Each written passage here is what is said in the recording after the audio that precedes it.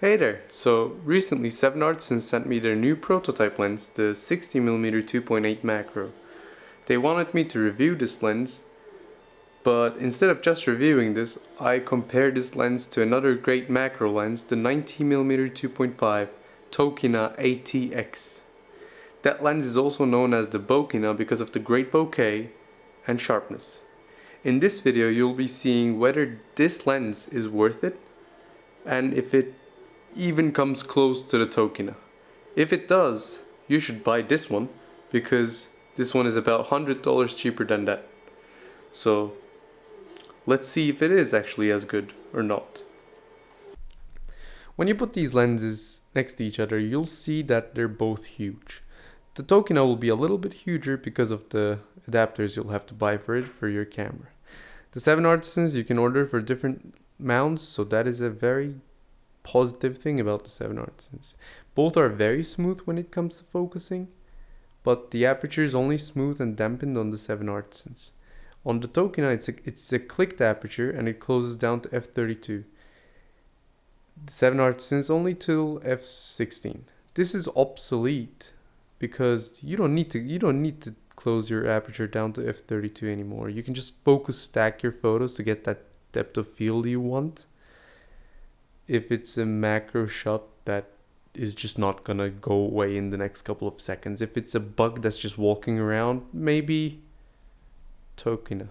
But otherwise, I find that the 7artisans has generally higher build quality. The Tokina rattles a little, as you can hear. And the 7artisans just doesn't. The only thing I don't like about the 7artisans is the focus throw. It has such a short focus throw. It's just, this is 1 meter, this is infinity. So for video work, this is not very practical. Also, the infinity is not a hard stop, and you need to move it a little. But this might have improved on the released models. This is a prototype, so on the Tokina, this is a hard stop, and it is more suited for video work on full frame cameras if you're looking for a video lens. I used this lens before for video and it worked fine, but that's me being good at focusing, so that's your thing. This also extends, and well, for focusing most macro lenses do, and you see the macro markings here. This tube you can remove and attach filters on this, but I don't find this realistic as I would never attach one, and because when you focus you see the inside of the lens, so you see the inside mechanical parts. That is not something I would prefer. Also, I have a filter on this lens because the gloss is so outside, I'm afraid of scratching it. It's an expensive lens. It's a valuable lens. I don't have a filter on this lens. This is one of the few lenses I have without a filter, because I feel like there's no need to protect this lens from anything. It's so deep inside, which is great, because when you put a filter you just lose the optical quality just a little, but you do. So this maintains its optical quality without the filter needed for it. All in all, the build quality is much better on this, as this is, I don't know, it feels a little cheaper. This feels very premium, other than the infinity stop and the focus throw. Those are my issues with it. Otherwise, great build. So let's just move on to the optical quality and see what we got there.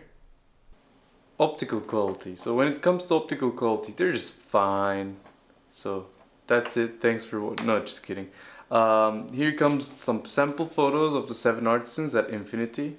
At 2.8, the sharpness is decent in the center. The corners are, well, they're also decent enough. The corners and out of focus areas have this kind of glow. They still have the detail. There is some visible vignetting, and it doesn't really bother you unless you're comparing it to another aperture. So I think it's fine, it's usable. At f4, the sharpness is very good across the frame. The vignetting is reduced substantially, but it's still there. At 5.6, again, great sharpness. Vignetting is reduced even more. At f8, vignetting is almost gone. At 11, vignetting is gone.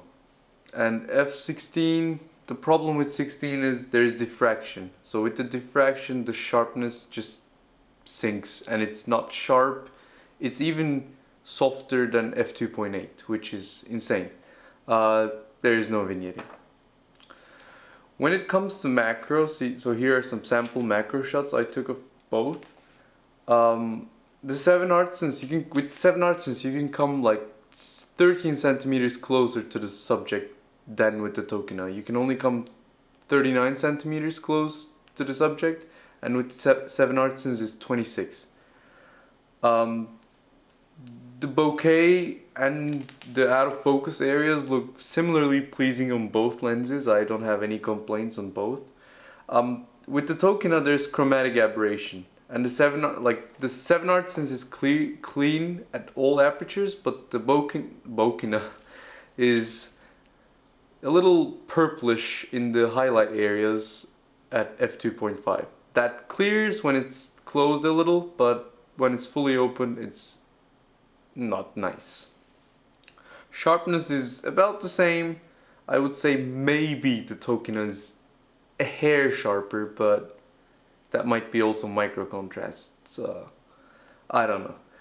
For macro, I would prefer the 7artisans because you can just come closer, which is more important than if it's 90% sharp or 93% sharp. You can come closer and you can compose with that. You get a better out of focus look with the Tokina because it's just a longer lens. That's just physics, that's just how it works. But I would prefer the 7artisans because it gives a nice 3D effect.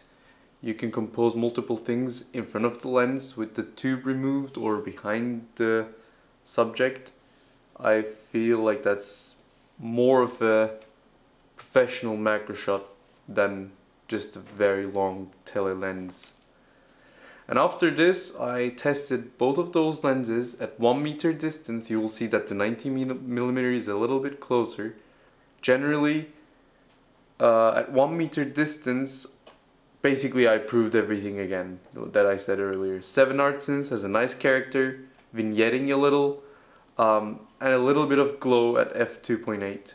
Between 4 and 11 the vignetting is reduced and it has excellent image quality. At 16 it's soft due to diffraction, and I would not use this aperture unless it's really necessary and the camera settings force me to.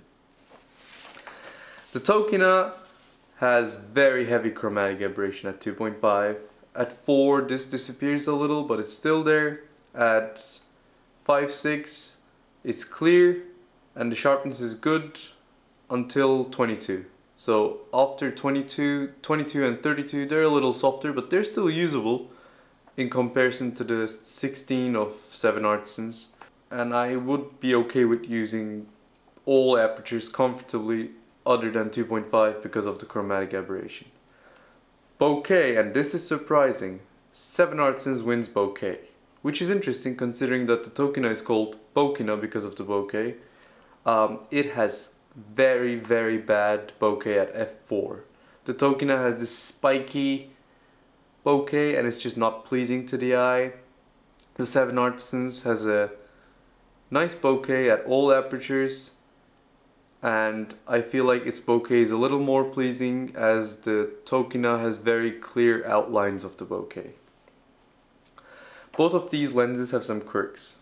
The 7artisans has a tube that will flare onto the lens when pointed at direct light. And here's a photo, for example, of this happening. I mean this is cool sometimes, but if you really need this lens for a wedding or something like that and some kid's face gets washed out by a flare, that might not be the best case.